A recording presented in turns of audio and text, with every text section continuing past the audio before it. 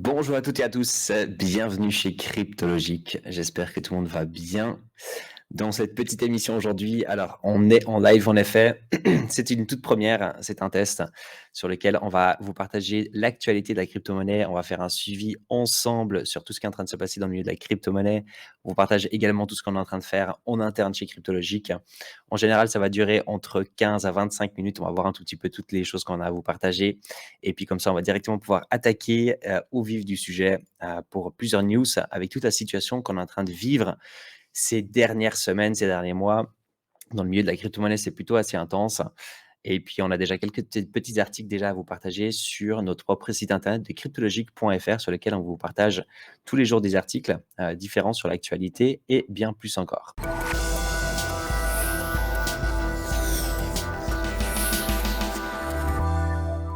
Donc, on va directement attaquer ici avec Tornado Cash. Tornado Cash, donc, utilise également pour financer l'armement de la Corée du Nord. Alors, qu'est-ce que ça veut dire exactement? Aujourd'hui, on a eu le Lazarus Group, c'est un groupe de hackers qui travaille justement aussi avec le Corée du Nord. On ne sait pas exactement combien de personnes ils sont, on n'a pas trop d'informations sur ce groupe-là. Par contre, ce qu'on peut savoir, c'est que depuis entre janvier et juillet 2021, ils ont déjà volé ils ont rapporté pour plus de 1 milliard de dollars déjà pour la Corée du Nord. On a eu également maintenant l'utilisation de Tornado Cash pour le blanchissement d'argent pour plus de 455 millions de dollars également. Je trouve que c'est quelque chose assez fou quand même quand on parle de Tornado Cash, surtout maintenant pour l'utilisation de l'armement pour la Corée du Nord. Alors, c'est pas les seuls qui l'ont fait. On parle aussi de la Russie, on parle d'autres pays naturellement qui ont fait des choses comme ça. Donc c'est assez intéressant. Vous avez écrit un petit article, ça c'est lu en 2-3 minutes. N'hésitez pas à aller faire un petit tour. Euh, et puis voilà. On parle actuellement aussi beaucoup des fan tokens, les amis. Comme vous le savez, on a commencé donc la Coupe du Monde qui a commencé il n'y a pas si longtemps. Donc c'était hier, si je ne dis pas de bêtises. Alors, je suis pas du tout un fan de foot, mais en tout cas, de mon impression personnelle, c'est que j'ai l'impression qu'on en parle un peu moins cette année. J'ai l'impression que c'est pas vraiment la chose la plus importante. On a mis ça un peu moins sur les réseaux, peut-être simplement parce que je suis pas du tout sur le côté de foot, donc peut-être vous pouvez me dire le contraire dans les commentaires. Mais voilà, de toute façon, c'est quelque chose d'extrêmement important parce qu'on a tous ces tokens comme certains tokens qui ont pris plus de 100% dans les dernières semaines. On a certains tokens comme le Chiliz également que beaucoup de personnes sont en train d'en parler. Il y a beaucoup de volatilité d'ailleurs. On va pouvoir le voir aussi après ensemble, le Chiliz, et de voir si c'est intéressant ou pas. Mais pour les fan tokens, il y a plusieurs choses que je voudrais ici également vous partager. Alors, on vous partagera naturellement tous ces articles également dans la description, donc tout le monde aura tous les liens nécessaires. Mais pour les fan tokens, déjà, il y a une chose qui est importante aussi, c'est que donc c'est au Qatar, qu'il y a cette coupe du monde du 20 novembre au 18 décembre, donc ça va durer un petit moment. Il y aura beaucoup, beaucoup, beaucoup de volatilité sur le marché, donc faites bien attention.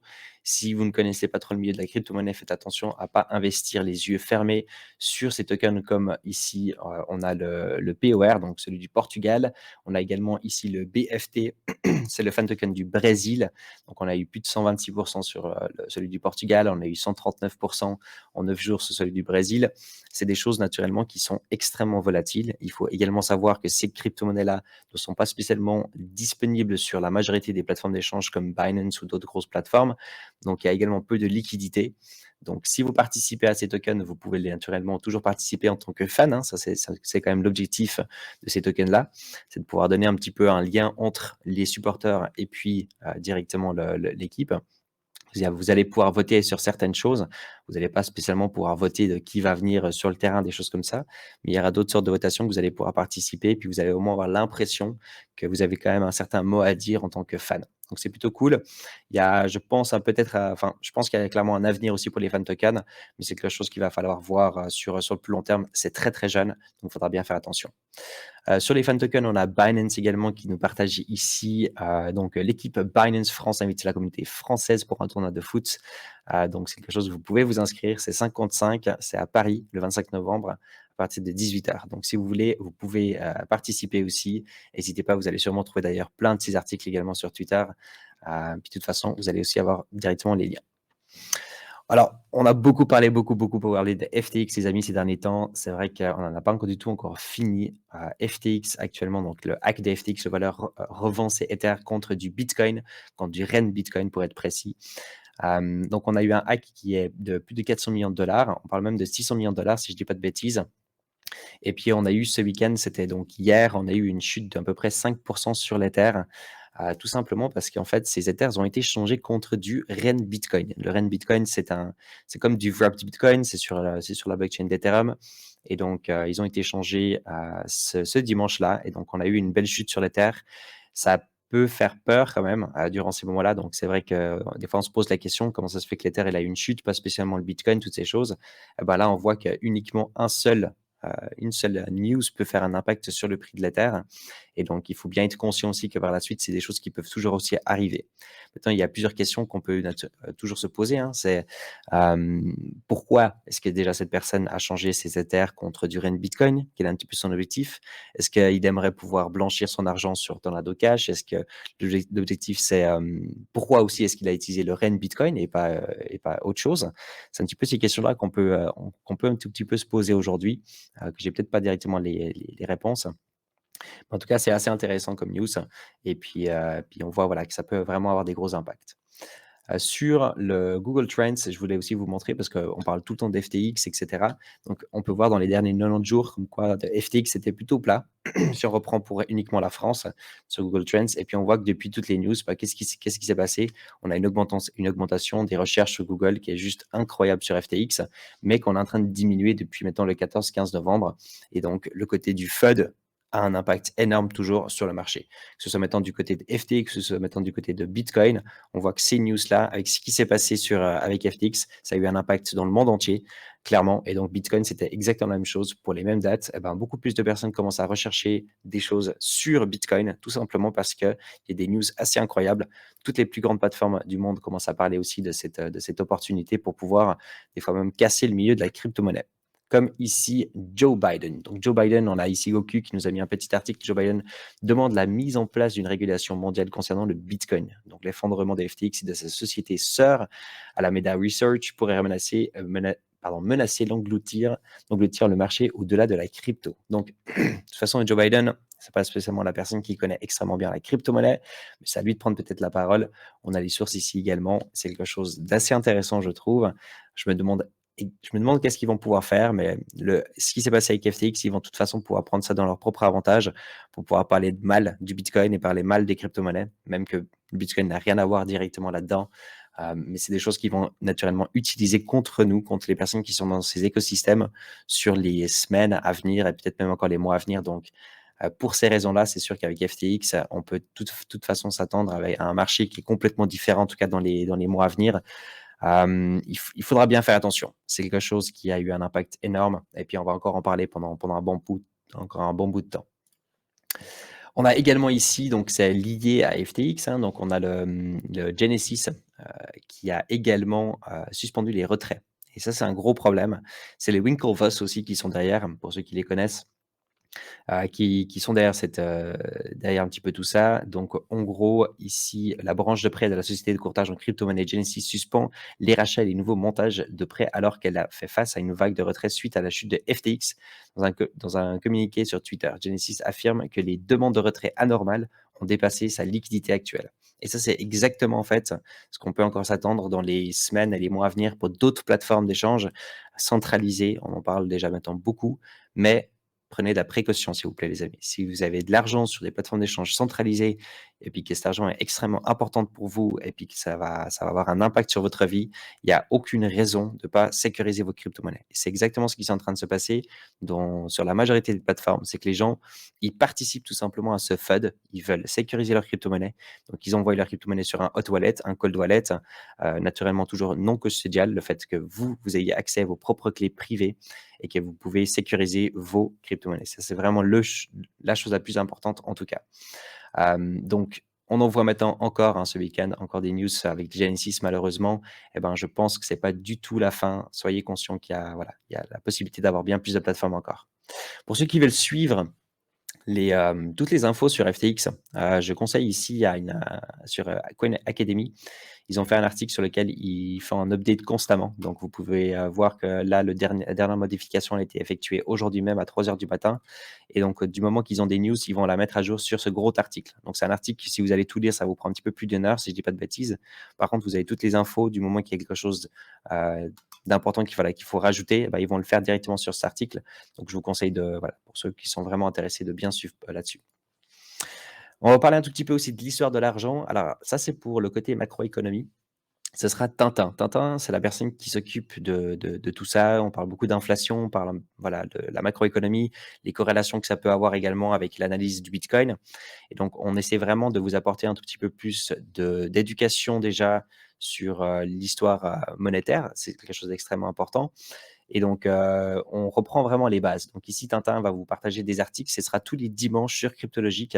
Et puis ici, c'est vraiment la base de base. Donc, on reparle aussi du troc. On parle de pas mal de choses différentes qui se sont passées dans les centaines, voire milliers d'années déjà en arrière.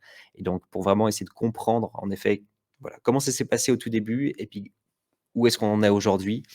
On va essayer également apporter une certaine éducation sur le côté économique. Et donc, pour ça, il faut déjà avoir une certaine base.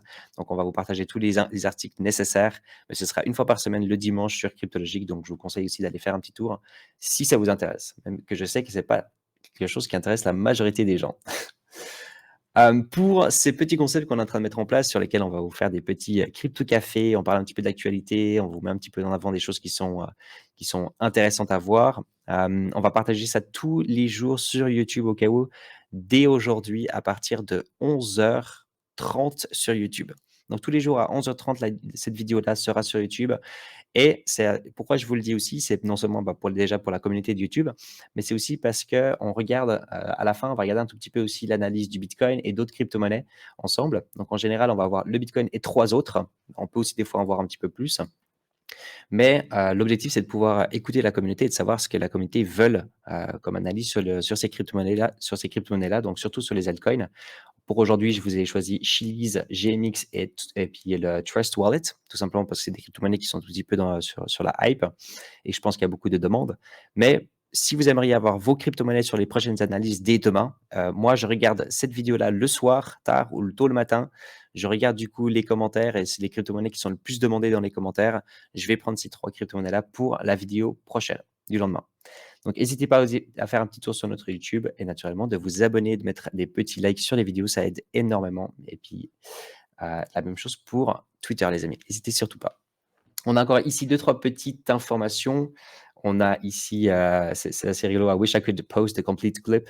Donc ici, en fait, on a CZ qui parle, c'est une interview c'est une interview de CZ et puis c'est des questions, par exemple, de qu'est-ce que vous en pensez, vous, aujourd'hui, le fait qu'on utilise les crypto-monnaies pour uniquement des choses mal, en fait.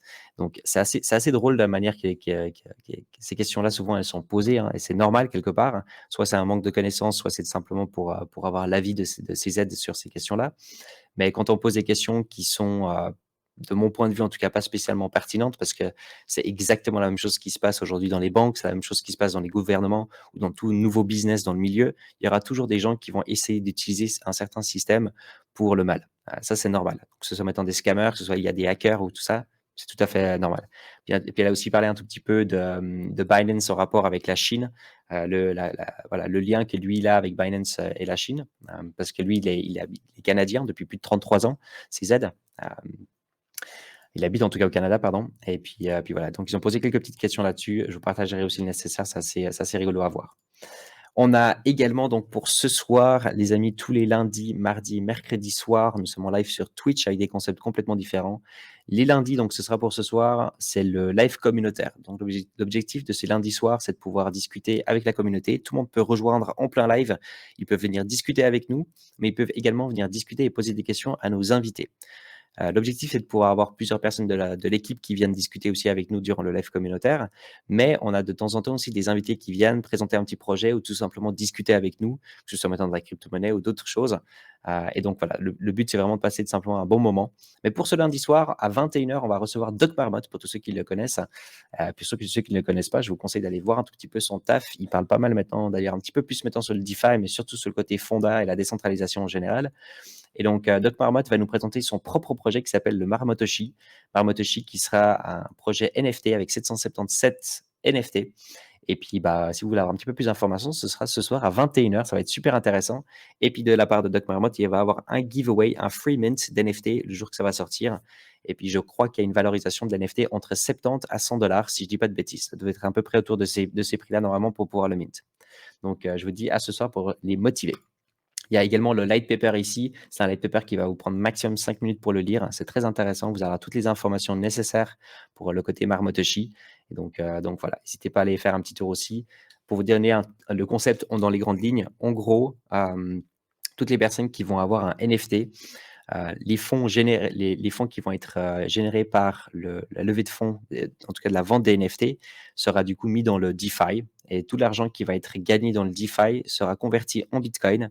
Et puis ces Bitcoins-là vont donner en fait les airdrops aux personnes, aux détenteurs de NFT directement. Donc le jour que vous aimeriez recevoir vos Bitcoins, vous allez devoir burn votre NFT. Vous allez recevoir donc du coup des Bitcoins en retour. Et avec ça, du coup, vous allez sur le long terme pouvoir soit accumuler du Bitcoin ou plus. Donc, on va partir directement avec la petite dernière news ici. Ce sera pour Streamer. Il faut savoir déjà qu'aucune news ici, rien n'est sponsorisé. En tout cas, s'il y a quoi que ce soit un jour qui est sponsorisé ou qui est payant ou quoi que ce soit, qu'on met en avant naturellement, on va vous l'annoncer. Mais pour la vidéo d'aujourd'hui, il n'y a absolument rien qui est sponsorisé. Streamer, c'est tout simplement un projet que moi j'aime beaucoup. Ça fait plus d'une année maintenant que je le suis. J'ai travaillé également chez eux. Et puis, j'ai mes 5 nœuds qui tournent aujourd'hui chez Streamer, donc ça représente 0,1%. Là, je vois maintenant sur le réseau. Donc c'est plutôt pas mal, je suis content. Et puis, j'aimerais pouvoir lancer bien plus de nœuds également sur Streamer. Aujourd'hui, on utilise Docker. Docker, c'est donc une application, voilà, c'est le container. Beaucoup de personnes utilisent ça pour lancer des nœuds également. Donc, on a nos 5 nœuds qui tournent juste ici. Mais ce qu'on va mettre en place, ce sera maintenant lancer des nœuds peut-être également par Raspberry.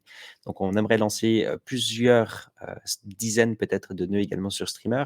Et pour ça, si on peut utiliser des Raspberry, ça peut être cool. Donc, on va sûrement vous partager pas mal de contenu là-dessus. Mais voilà, en tout cas, si vous avez des questions sur Streamer, n'hésitez pas. J'y réponds avec grand plaisir. On en parle assez souvent, pour être honnête. Donc voilà.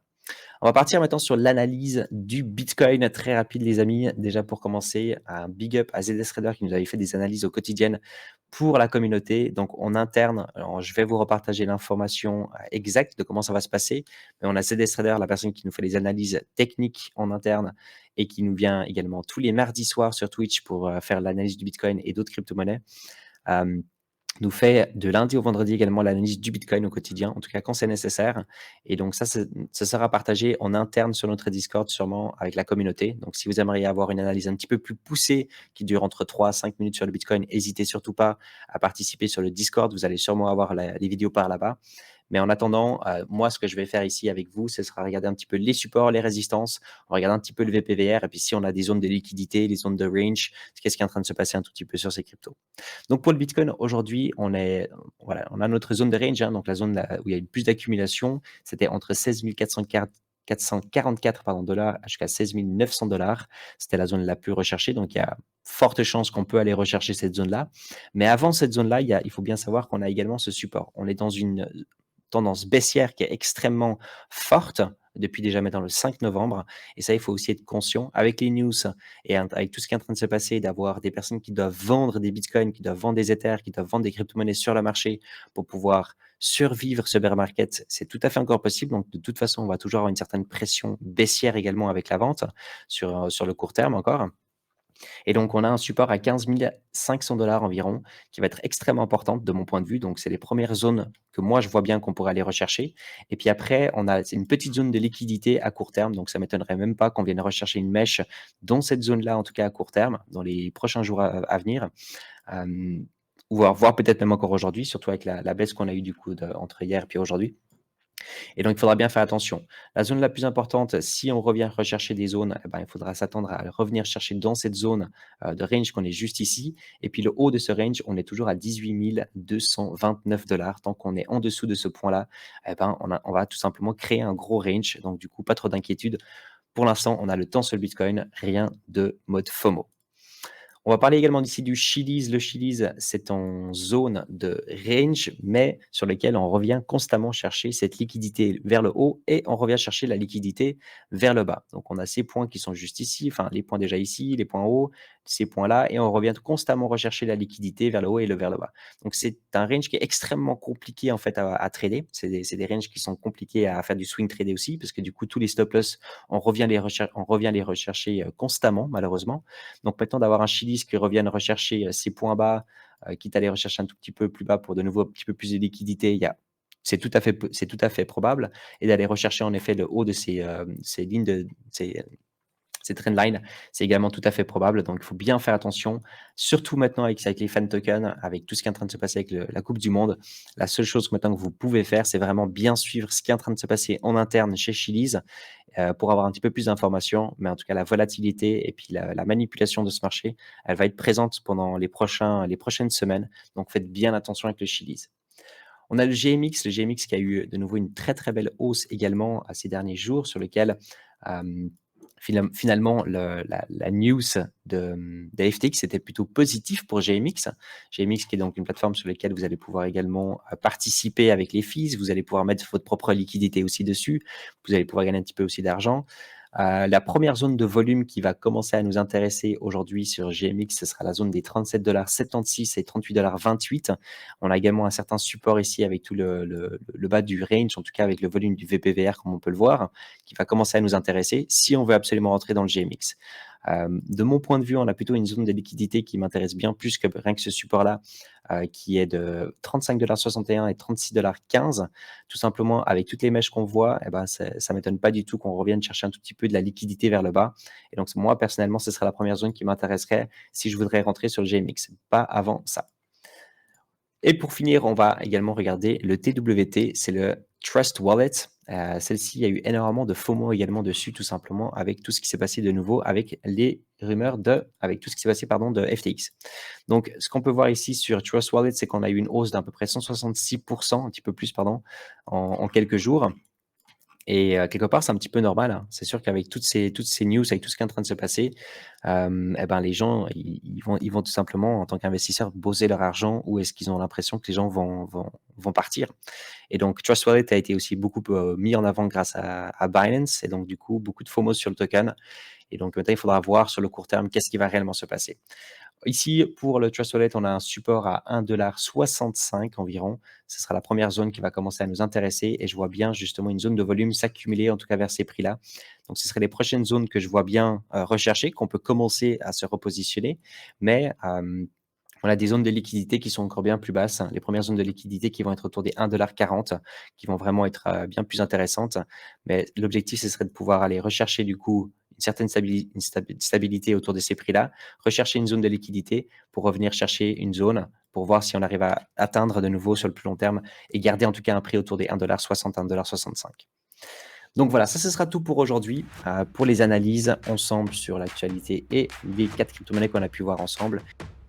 N'oubliez surtout pas aussi de me mettre vos crypto-monnaies dans les commentaires, comme ça on va pouvoir les analyser pour les prochaines vidéos.